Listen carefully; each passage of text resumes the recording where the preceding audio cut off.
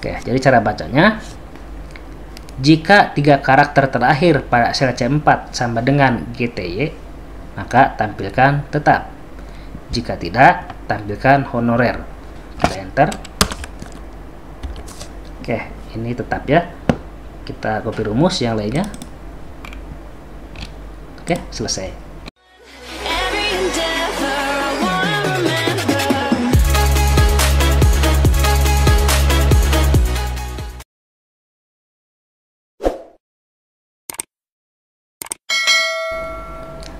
Assalamualaikum warahmatullahi wabarakatuh. Halo semua, jumpa kembali bersama saya Rohiman di channel Rohiman Tutorial. Kali ini saya akan sharing pada teman-teman, yaitu bagaimana cara menggunakan rumus if pada Microsoft Excel. Oke, kita langsung saja menuju ke caranya. Misalkan saya sudah ada contoh tentang data, di sini ada nama, kemudian kode ya, kodenya kombinasi.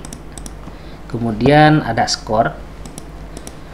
Nah, berikutnya ada kolom keterangan. Nah, kita akan mengisi kolom keterangan ini sesuai dengan ketentuan yang ada di sebelah kanan ini. Nah, ketentuannya, jika skornya 71 sampai 100, maka keterangannya adalah lulus. Nah, sedangkan jika skornya kurang dari 71, maka keterangannya tidak lulus. Oke, rumusnya sama dengan if buka kurung, kita klik pada sel skor, jika D4 nilainya lebih besar atau sama dengan 71, maka titik koma ya. Nah, ini tergantung dari Excel teman-teman, ada yang pakai titik koma, ada yang menggunakan koma, tergantung perintahnya ya. Di saya kebetulan menggunakan titik koma. Oke, saya ulangi. Jika D4 nilainya lebih besar atau sama dengan 71, maka tampilkan lulus. Tanda petik ya, lulus. Nah, jika tidak, maka tampilkan tidak lulus. Oke, jadi cara bacanya, jika D4 lebih besar atau sama dengan 71, maka tampilkan lulus. Jika tidak, tampilkan tidak lulus. Kemudian enter. Nah, untuk yang sel kedua dan seterusnya, teman-teman tinggal copy rumus saja, klik 2 kali di sini ya. Oke, selesai ya. Untuk kolom keterangan sudah selesai. Berikutnya kita isi kolom kriteria sesuai dengan ketentuan yang ada di sini. Oke, jika skornya 91 sampai 100, maka kriterianya sangat baik.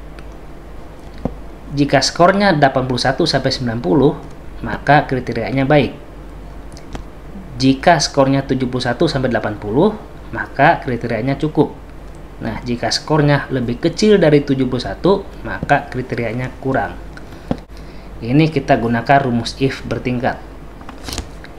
Caranya sama dengan if buka kurung, jika D4 lebih besar atau sama dengan 91, maka tampilkan sangat baik.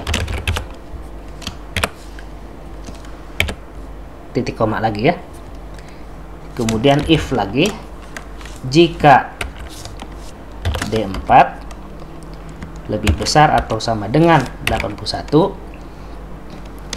maka tampilkan baik. Kemudian if buka kurung,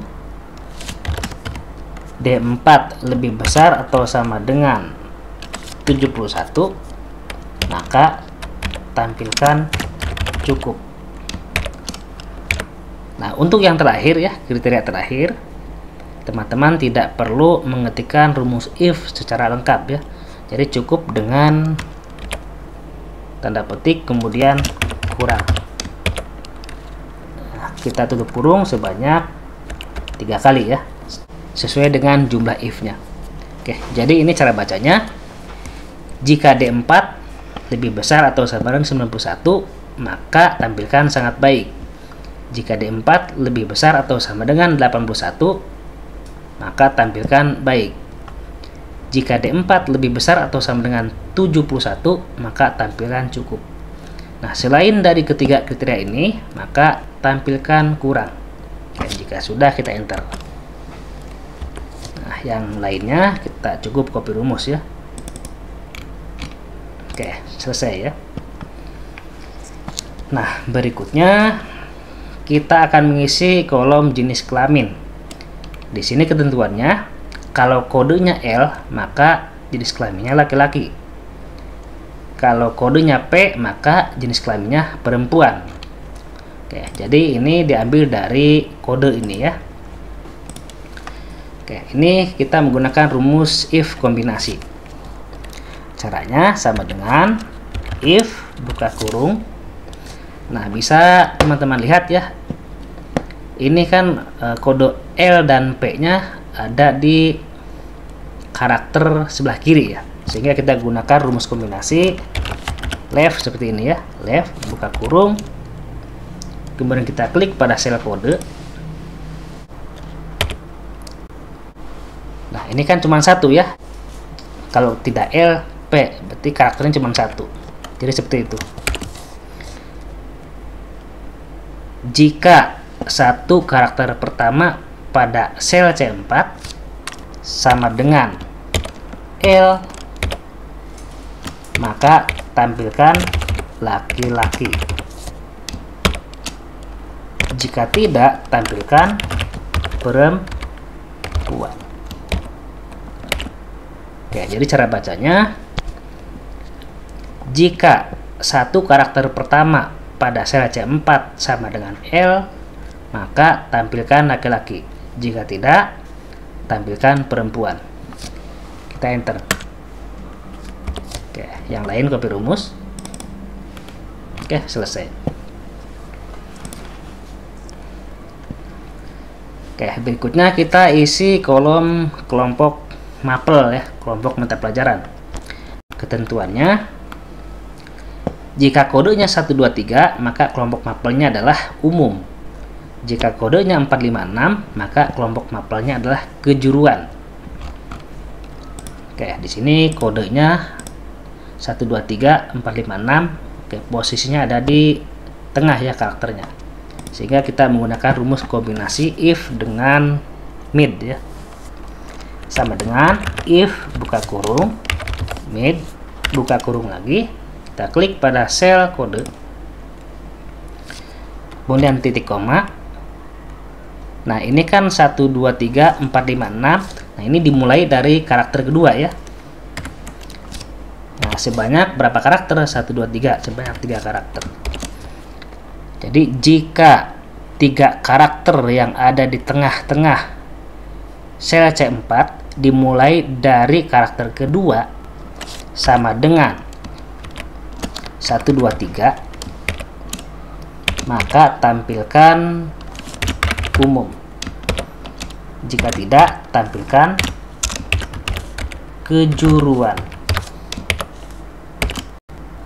Oke, cara bacanya, jika 3 karakter yang ada di tengah pada sel C4 dimulai dari karakter kedua sama dengan 123, maka tampilkan umum. Jika tidak, tampilkan kejuruan. Oke, kita enter. Oke, copy rumus yang lainnya. Oke, selesai ya untuk yang kelompok mapel. Oke, yang terakhir status. Oke, jika kodenya GTY, maka statusnya tetap. Jika kodenya hon, maka statusnya honorer. Oke, ini diambil dari 3 karakter terakhir ya. Berarti kita gunakan rumus kombinasi sama dengan if buka kurung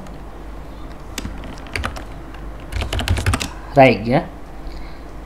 If buka kurung right buka kurung lagi, kita klik pada sel kode titik koma.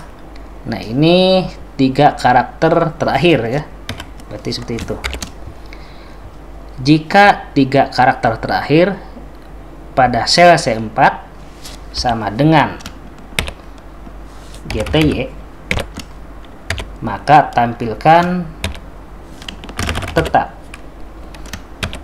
Jika tidak, tampilkan honorer. Oke, jadi cara bacanya, jika 3 karakter terakhir pada sel C4 sama dengan GTY, maka tampilkan tetap. Jika tidak, tampilkan honorer. Kita enter. Oke, ini tetap ya. Kita copy rumus yang lainnya. Oke, selesai ya. Jadi seperti itu cara menggunakan rumus if pada Microsoft Excel. Oke, sebetulnya masih banyak lagi ya penggunaan rumus if dengan kombinasi yang lain ya. Nanti akan saya bahas di pertemuan selanjutnya.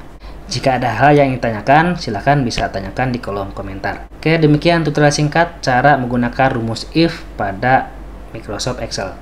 Semoga video ini bermanfaat. Jangan lupa dukung terus channel ini dengan cara klik tombol like dan subscribe-nya. Terima kasih. Wassalamualaikum warahmatullahi wabarakatuh.